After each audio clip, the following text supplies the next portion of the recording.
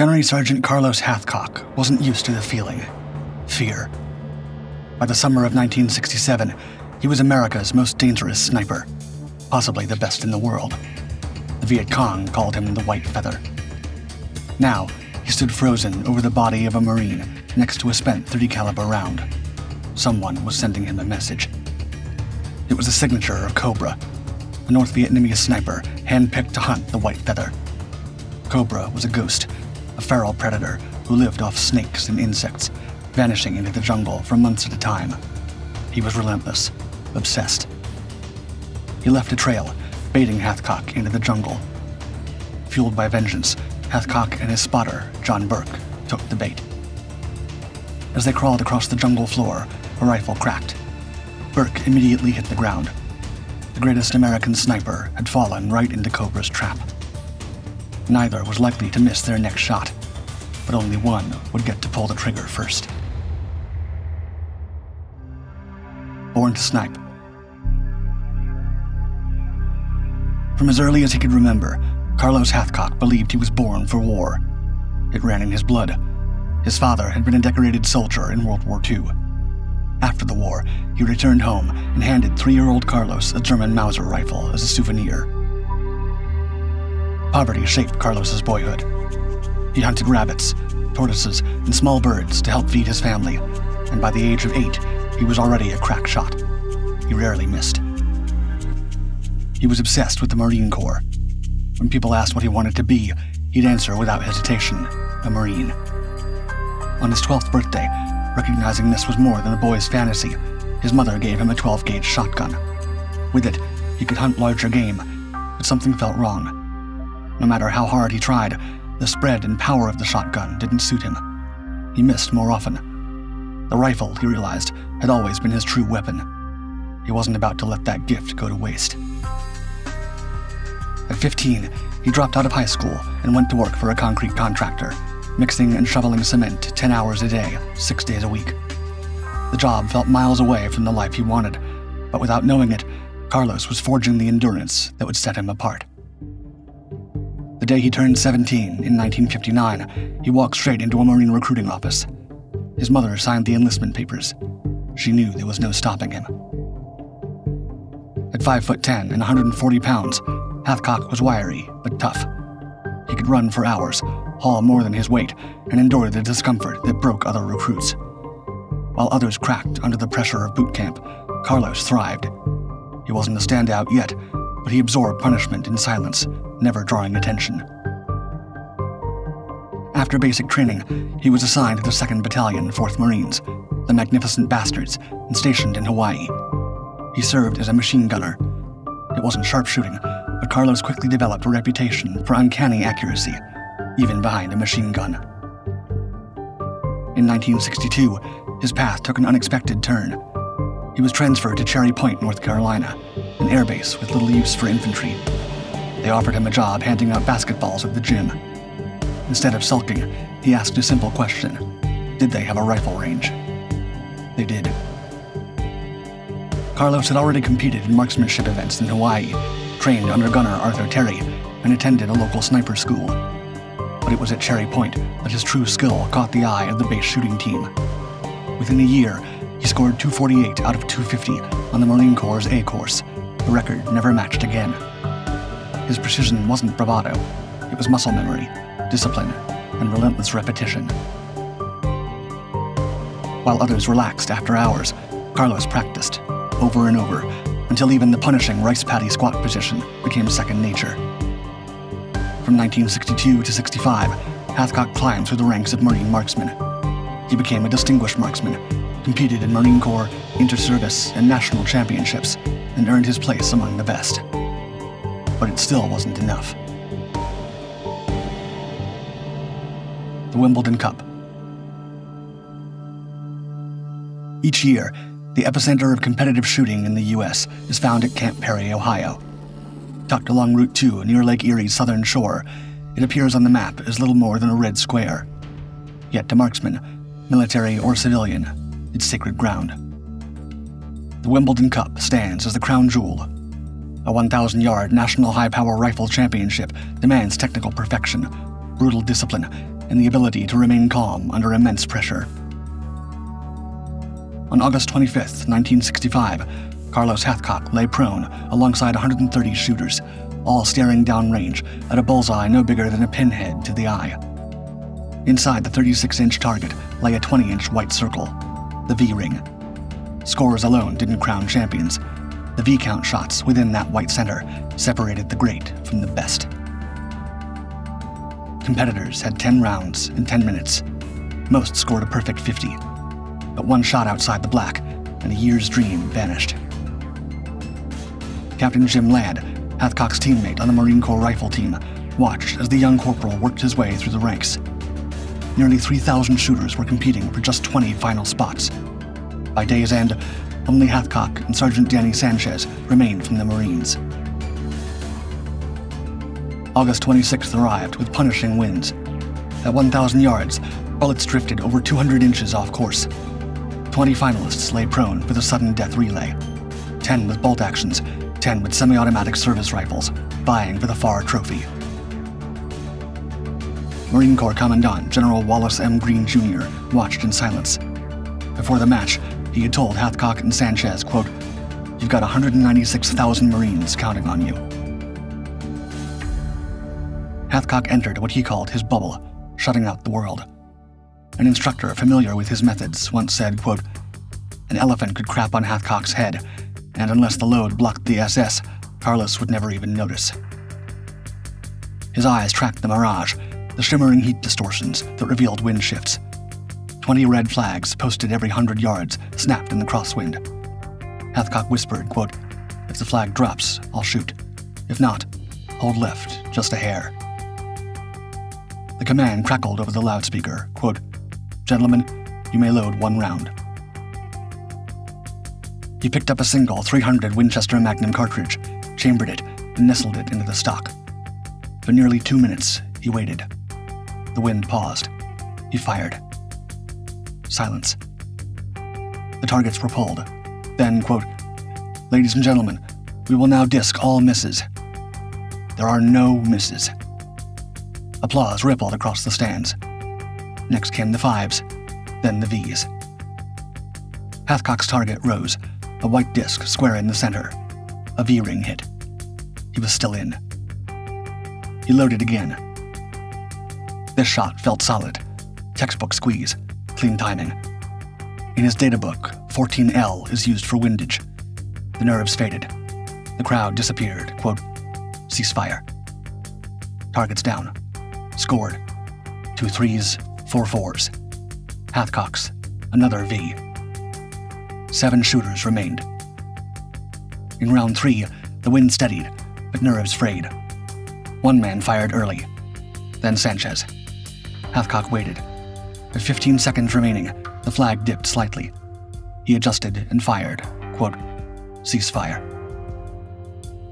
No misses, no 3s, no 4s. 4 shooters failed to hit the V-ring. Only 3 remained. Hathcock, Sanchez, and one other. The final round. Sanchez fired, then the third man. Hathcock waited, tracking the flags. Under 20 seconds left. The flag fluttered. He fired. Silence again. 2 targets emerged less. They were less than 3 inches off the bullseye. A pause. The announcer's electrifying voice came back, quote, "The 1965 national champion, Marine Corporal Carlos N. Hathcock II of New Bern, North Carolina. He was officially the best shot in America." The child incident. The applause at Camp Perry had barely faded when Hathcock returned to the Marine Corps, only to be sent halfway around the world. Vietnam was unraveling by the day, and the military needed men like him. By early 1967, Hathcock was on the ground in 1st Corps, South Vietnam. His reputation preceded him, one of the best marksmen in the Corps. But not everyone was convinced his range of skills would translate to the battlefield. He arrived with his Model 70 Winchester and a white feather tucked into his hatband. His first test came fast. On a sun-baked road near Duc Pho, He spotted a boy pushing a bicycle, maybe 12 years old, bone-thin shirt plastered to his back with sweat. But it wasn't the boy that drew Hathcock's eye. It was the cargo. 4 rifles dangled from the handlebars. 3 more were strapped beneath the seat. A bulging haversack swung from the frame, heavy with ammunition. Banana-curved magazines spilled from beneath the flap. The boy was a resupply mule for the Viet Cong. Hathcock's expression hardened. The VC used children often. They carried rifles and planted mines. If they didn't survive their missions, it was the Americans who bore the moral weight. He didn't want to shoot. That boy might have been the same age as his son back home. But those weapons would be in enemy hands by sundown. Marines' lives were at risk. His Marines. He didn't aim at the boy. He aimed at the bike. 2,000 yards, a broadside shot. The trigger snapped. The 2.5-inch round tore through the front fork, and the bicycle crumpled. The boy flew forward, hitting the dust in a tumble. The load scattered. Rifles, magazines, bandoliers spinning through the air. For a second, there was hope. Maybe the kid would run. Maybe he'd drop the mission and scatter like a spooked deer. Instead, the boy rolled onto his stomach, grabbed an AK, and jammed in a mag like he'd done it 100 times. The stock came to his shoulder. Hathcock squeezed off a second shot. A Marine patrol swept in later to recover the cargo. The broken bike was gone by morning. Hathcock took to his logbook. The sniper's ritual. Time, location, round used, enemy KIA. Standard. But it wasn't standard. He'd remember the boy's face for the rest of his life. Longest shot. It quickly became clear that Hathcock's skills extended far beyond the shooting range. He regularly outpaced every other marksman in Vietnam, often averaging 5 or 6 enemies taken out every week. But that was just the tip of the iceberg. Only a fraction of his shots were officially recognized. The U.S. military imposed strict, often bureaucratic requirements to confirm a sniper's actions. An officer had to visually witness the shot, either through binoculars or a spotting scope, or by being close enough to verify it in real time. For snipers operating deep behind enemy lines, that was rarely feasible. In some cases, a body had to be recovered, an even harder requirement. Even if all that was achieved, there could be no doubt about the identity of the shooter. If multiple snipers were present, or if there was any uncertainty about who fired the fatal shot, it went unclaimed. And finally, paperwork. A written report had to be submitted and made through the chain of command. Records were often lost or never filed. Despite these hurdles, and despite often operating alone, Hathcock's confirmed tally was enough to make him the top sniper in all of Vietnam. But his reputation wasn't just about the numbers. It was about the impossible shots, the feats of patience, distance, and precision that bordered on myth. In 1967, not long after the incident with the VC child, Hathcock set a record that would stand for decades. The day began like many others. Hathcock lay in position, motionless for hours, waiting for the right moment. Sweat dripped from his brow as he adjusted the Unity 8X scope mounted on a modified M2 50 caliber machine gun. After years as a machine gunner, Hathcock had developed a deep respect for the Browning. Its long-range potential was enormous, if you could tame it. He had pioneered the idea of using it as a sniper weapon, jury-rigging a scope onto the heavy frame. The recoil was brutal. The control needed was immense. But Hathcock had mastered it. The midday heat in Duc Pho pressed in like a weight. Heat shimmered off the valley floor. He lay prone on a sandbagged position, high up on the hill, his white feather tucked into the band of his boonie hat. Below him stretched miles of rice paddies and broken jungle, crisscrossed by trails and footpaths used by the Viet Cong. This was Hathcock's hunting ground. He knew every ridgeline and the patterns of flow of foot traffic. His spotter for the day, a young Marine lieutenant, sat beside him with binoculars, tracking the horizon. Then, movement. A lone figure stepped cautiously into view, a Viet Cong soldier slinking along the tree line near a distant stream. He bent low, dipped a canteen into the water, and paused. The distance was absurd. Hathcock knew it without checking. The lieutenant asked, quote, How far you reckon? Hathcock didn't take his eye off the target. Quote, 2,500 yards. The lieutenant snorted. The figure was absurd. Hathcock grinned. Quote, let's see if I can't rain all over his parade. He adjusted his position slightly, hands firm on the machine gun's twin handles. Mounted on a T&E mechanism, the gun gave him a degree of precision few others could manage with a weapon that size. The Unity was jury-rigged to the receiver, giving him just enough magnification to place the shot. The wind was minimal. The air was thick, but still. He had already zeroed the gun at this range days before, knowing he might get the chance to stretch its limits. He exhaled slowly. The trigger clicked. A moment passed. Then, through the lieutenant's binoculars, a jolt. Clean. Unmistakable. The Viet Cong soldier jerked violently backward and collapsed in a spray of dust. The bullet had struck just beneath the chin, the kinetic energy tossing the man off his feet like a rag.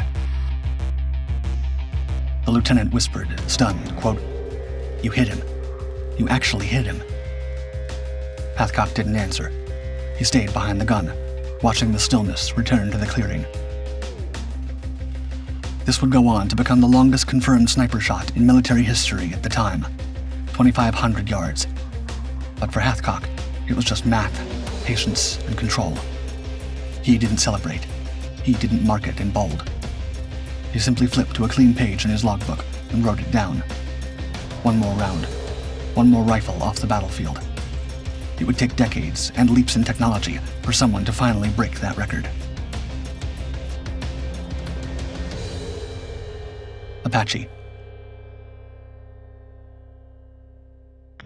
By the time Hathcock arrived in Hill 55, he was already known to every Vietnamese soldier as a major threat.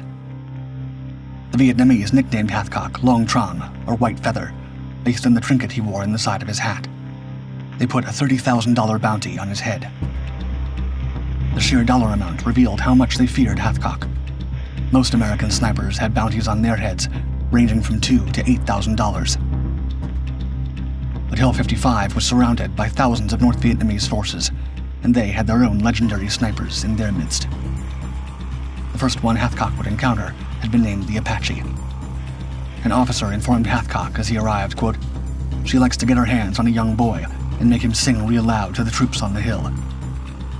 When Hathcock asked how many had suffered this fate, the lieutenant frowned, quote, more than a dozen in the past 3 months. Hathcock soon learned what he was talking about. A few nights later, she took a young Marine near Hill 55. Hathcock listened to the harrowing wails until morning, when she released her victim at the edge of the forest. He collapsed, lifeless, just at the edge of the camp. After stalking her for days and pinning her down in a vulnerable moment, Hathcock sent a bullet into the Apache's neck. He would later say with satisfaction, quote, it was the best shot I ever made. With the Apache gone, the North Vietnamese realized the White Feather problem had to be stopped immediately. They recruited the best sniper in all of Vietnam to hunt him down. Cobra. The Marines called him the Cobra, a patient, elusive North Vietnamese sniper who struck and vanished. The man worked alone. He lived off the land, eating snakes, bugs, and plants, which meant he could disappear into the jungle for months without needing to resupply. Cobra had stalked Hathcock as he went about his day on Hill 55, but he was unable to get a clean shot. Instead, he left a message. One morning, a shot rang out from a distance. A young Marine suddenly collapsed in front of Hathcock. The Cobra wanted Hathcock to see it. It was a challenge. The Cobra wanted to outwit the best the Americans had. He wanted to take Hathcock's White Feather as a trophy. So he left a trail. Booby traps, spent casings, and clearings that looked just a bit too tidy. Hathcock understood what he was walking into, but he followed anyway, crawling through the sweltering jungle. He didn't go alone. His spotter, Lance Corporal Burke, moved with him. Both men coated in sweat and camouflage grime. They crawled for hours, inspecting the terrain with binoculars, watching for tripwires, unnatural breaks in foliage, or the glint of glass from a scope. A round snapped from the trees. Burke cried, quote, Sergeant Hathcock, I'm hit. Hathcock immediately rushed to help him. Burke yelled, quote, "My butt. He shot my left cheek. It's bad.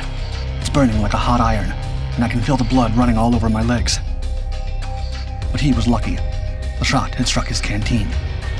It knocked him flat, but the bullet didn't reach flesh, and what he thought was blood running down his leg was the contents of his canteen.